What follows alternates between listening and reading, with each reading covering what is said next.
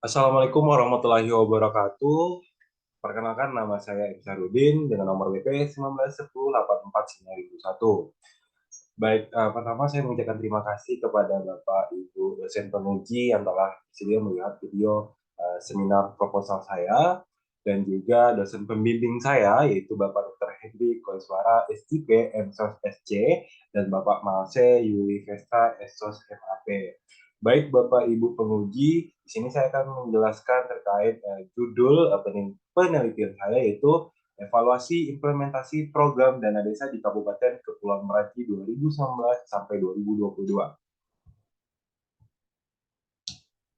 Baik Bapak Ibu dosen penguji, di sini saya akan menjelaskan yang pertama dari bab 1 pendahuluan dan juga bab 2 terkait tinjauan pustaka dan juga bab 3 yaitu metode penelitian. Nah, yang dimana bab 1 ini saya akan menjelaskan dan juga memaparkan terkait latar belakangnya, rumusan masalah, dan tujuan penelitian, dan manfaat penelitian. Nah, yang pertama yaitu latar belakang, yang dimana dana desa merupakan dana yang bersumber dari anggaran pendapatan dan belanja negara. Jadi diperuntukkan bagi desa ditransfer melalui anggaran pendapatan dan belanja daerah, kabupaten atau kota yang digunakan untuk membiayai penyelenggaraan pemerintah, pembinaan dan pemberdayaan masyarakat, serta pelaksanaan pembangunan. Dana desa merupakan wujud kebijakan pemerintah yang diprioritaskan untuk membiayai pembangunan dan pemberdayaan masyarakat yang pelaksananya diutamakan secara swakelola dengan menggunakan sumber daya atau bahan baku lokal dan diupayakan lebih banyak menyerap tenaga kerja masyarakat setempat yang tujuannya untuk kesejahteraan bersama. Nah, perlu kita ketahui juga, dana desa ini diharapkan mampu nih mengatasi permasalahan-permasalahan desa di Indonesia dan mampu mengentaskan kemiskinan, yang dimana sesuai dengan berdasarkan peraturan Menteri nomor 7 tahun 2021 tentang prioritas penggunaan dana desa. Pada pasal 5 ayat 2 diprioritaskan untuk pencapaian SDGs, desa di mana penanggulangan kemiskinan untuk memberikan desa tanpa kemiskinan. Baik, Bapak Ibu penguji, lalu kita ketahui juga, saya akan menjelaskan terkait tujuan dana desa juga, yaitu mendorong peningkatan taraf kehidupan. Nah, kesejahteraan masyarakat dan pembangunan dalam hal ini pemerintah memiliki kewajiban untuk mengalokasikan dana desa kepada setiap desa di Indonesia melalui dana desa yang jumlahnya mencapai miliaran rupiah, memungkinkan desa melaksanakan berbagai program dan kegiatan pembangunan desa untuk mewujudkan kesejahteraan masyarakat seperti pembunuhan kebutuhan dasar, pembangunan sarana dan prasarana desa, serta sumber daya alam secara berkelanjutan. Nah, perlu kita ketahui juga, kebijakan dana desa ini menjadi topik menarik nih. Uh, menjadi topik menarik yang dimana banyak dikaji dengan berbagai aspek seperti penelitian standing yang menunjukkan bahwa variabel dana desa ini berpengaruh negatif terhadap kemiskinan sebesar 0,398%. Artinya bahwa dengan bertambah dana desa sebesar 1%, maka akan menurun jumlah penduduk miskin sebesar 0,398%. Nah, penelitian Putra juga menunjukkan peningkatan dana desa berpengaruh signifikan terhadap penurunan tingkat kemiskinan gitu. Baik, dan juga saya akan menjelaskan terkait dana desa pada tahun 2019 yang di mana pemerintah mengeluarkan dana desa sebesar 70 triliun rupiah. Lalu pada tahun 2020 sampai 2021 naik menjadi 72 triliun rupiah dan pada tahun 2022 menjadi 68 triliun rupiah. Namun sejalan dengan banyaknya dana desa, jumlah dana desa setiap tahun yang disalurkan pemerintah pusat ke desa, persoalan terkait dengan kemiskinan pada faktanya masih sulit dipecahkan. Nah, terdapat beberapa daerah di Indonesia masih mengalami tingkat kemiskinan tinggi. Salah satunya adalah Kabupaten Kepulauan Meranti yang terletak di Provinsi Riau memiliki 9 kecamatan dan 96 desa. Dan Kabupaten Kepulauan Meranti memiliki luas daratan seluas 3.700 lebih km dengan luas wilayah terluas berada di Kecamatan Tebing Tinggi Timur dan luas wilayah terkecil berada di Kecamatan Tebing Tinggi. Nah, penduduk Kabupaten Kepulauan Meranti nih berdasarkan data Badan Pusat Statistik proyeksi penduduk hasil sensus penduduk 2020 pada tahun 2021 adalah 2.000 lebih jiwa yang terdiri dari 1.000 lebih jiwa penduduk laki-laki dan 1.000 lebih jiwa penduduk perempuan. Baik, di sini juga saya akan menjelaskan terkait rincian dana desa Kabupaten Kepulauan Meranti, yang dimana dapat Ibu juga lihat dan Bapak juga melihat di sini pada tahun 2019 dana desa di Kabupaten Meranti sebesar 96 miliar lebih dengan jumlah desa 56. Nah, ini dibagi rata-rata menjadi setiap desa itu mendapat 1 miliar lebih gitu. Dan begitu juga pada tahun 2022. Dan juga di sini saya akan menjelaskan terkait berapa sih total DD dan ADD yang didapatkan setiap desa di Kabupaten Kepulauan Meranti. Nah, setiap desa itu mendapatkan DD sama ADD apabila ditambah dibagi dari 96 desa yaitu 1 miliar lebih. Yang dimana dapat dilihat di sini juga pada tahun 2021 1 miliar 853 juta 858 ribu rupiah. Dan juga pada tahun 2022 itu juga 1 miliar lebih. Nah, akan tetapi pada faktanya dapat dilihat di sini juga presentase tingkat kemiskinan Kabupaten Kepulauan Meranti ini tertinggi Riau pada tahun 2021 gitu. Uh, Selanjutnya yaitu menurut peraturan pemerintah nomor 8 tahun 2016 tentang perubahan kedua atas peraturan pemerintah nomor 60 tahun 2014 tentang dana desa yang bersumber dari anggaran pendapatan dan belanja negara pasal 2 menyatakan bahwa dana desa harus dikelola secara tertib tanpa ada ketentuan peraturan perundangan efisien ekonomis efektif transparan dan bertanggung jawab dengan memperhatikan rasa keadilan dan kepatutan serta mengutamakan kepentingan masyarakat setempat. Nah, meskipun telah ada petunjuk teknis nih, sini saya juga akan memaparkan terkait fenomena empiris dan teoritis. Nah, terkait udah ada petunjuk teknis penggunaan dana desa berdasarkan peraturan Bupati Kabupaten Kepulauan Meranti nomor 1 tahun 2021 tentang tata cara pembagian dan penetapan rincian dana desa di Kabupaten Kepulauan Meranti. Sebagaimana yang tercantum di dalam petunjuk teknis tersebut, menyusun laporan realisasi penyerapan dan capaian keluaran sebagaimana dimaksud pada pasal 12 ayat 1 dilakukan sesuai dengan tabel referensi dan data bidang, kegiatan, sifat kegiatan, uraian keluaran, volume keluaran, cara pengandaan, dan capaian keluaran. Namun pada faktanya masih ada terjadi kasus di desa Barabintang, Kabupaten Kepulauan Meranti, yaitu membuat surat pertanggungjawaban SPJ bodong oleh mantan kepala desa untuk relasi APBDes tahun 2018 disesuaikan dengan tahun 2019. Adapun modus diantaranya itu belanja efektif fotokopi, upah pelaksanaan kegiatan di desa yang tidak dibayarkan, markup harga, pembelian fokus, dan lain-lainnya. Artinya, artinya bahwa di sini pemerintah tidak memahami dan mematuhi sesuai dengan petunjuk teknis dalam penggunaan dana desa gitu. Dan juga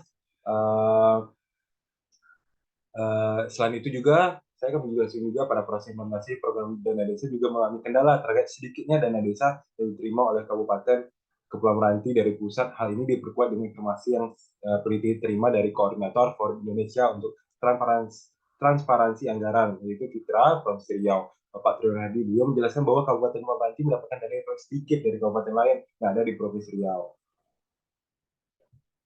Nah, dapat dilihat di sini rincian dana desa Kabupaten Kepulauan Meranti yang ada 10 kabupaten, yang di akhir adalah Kabupaten Kepulauan Meranti dari 2019 sampai 2022 rata-ratanya mendapat dana desa yang paling sedikit dari kabupaten lainnya. Tentu hal ini juga berpengaruh juga eh, banyak juga terjadi kasus di Kabupaten Meranti sepertinya masih tingginya kasus korupsi dana desa di Kabupaten Meranti yang dilakukan oleh aparatur kepala desa. Selain itu kurang transparansi dan pembangunan infrastruktur dan kurangnya melibatkan masyarakat dalam proses pengelolaan dana desa.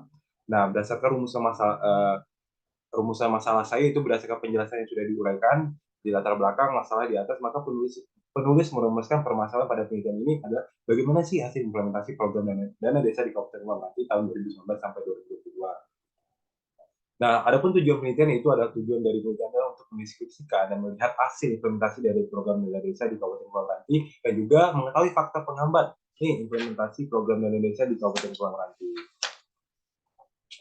Nah, adapun manfaat teoritis dan manfaat praktis, di mana dari segi keilmuan, manfaat teoritisnya adalah untuk dapat menjadi media untuk mengaplikasikan berbagai teori yang dipelajari sehingga bisa berguna dalam pemahaman pengalaman penulis. Dan juga pada manfaat praktis, yaitu di mana hasil penelitian ini diharapkan mampu memberi masukan dan pemahaman pada pihak-pihak yang berkepentingan untuk mengambil keputusan dalam permasalahan khususnya terkait program dana desa di Kabupaten Meranti.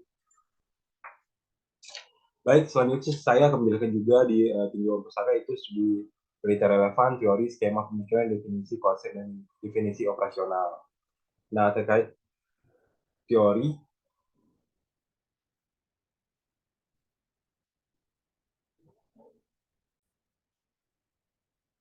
Nah, di sini saya menggunakan teori Ripken dan Falkin, yang dimana mendapatkan dua variabel, yaitu kepatuhan sama what happening.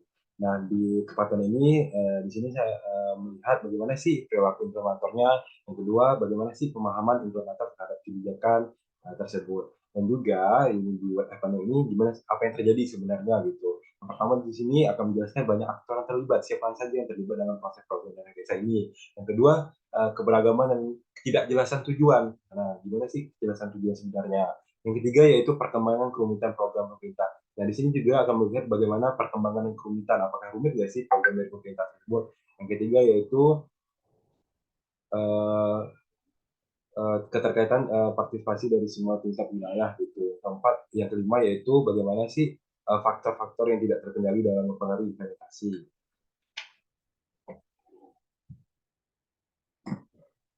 Nah, di sini ada skema pemikiran saya. Yang pertama dari berdasarkan peraturan pemerintah Indonesia nomor 60 tahun 2014 tentang dana desa yang bersumber dari anggaran pendapatan belanja, yang turun ke Menteri nomor 7 tahun 2001, dan peraturan Bupati nomor 1 tahun 2021. Dan di sini juga akan mengkaji evaluasi implementasi program dana desa di Kabupaten Pati sesuai dengan teori Ripper dan Falco tadi, ada dua, kepatuhan sama petani.